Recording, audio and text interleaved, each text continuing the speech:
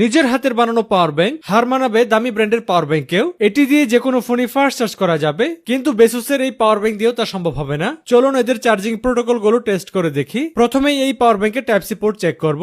দেখতে পাচ্ছেন এতে পিডি সহ অন্যান্য ফাস্ট চার্জিং সুবিধা রয়েছে। এবার এই পাওয়ার ব্যাংকের টাইপ সি পোর্টটি চেক করব। দেখতে পাচ্ছেন এতেও পিডি সহ অন্যান্য ফাস্ট চার্জিং সুবিধা রয়েছে। এবার চেক করব ইউএসবি পোর্ট। দেখতে পাচ্ছেন এতে ড্যাশ, রেপ, ভোক সহ প্রায় সব ধরনের ফাস্ট চার্জিং সুবিধা রয়েছে, তাই এটি দিয়ে আপনি যে কোনো ফোনে ফাস্ট চার্জিং সুবিধা পাবেন। এবার চলুন বেসুসের পাওয়ার ব্যাংকটি টেস্ট করে দেখি।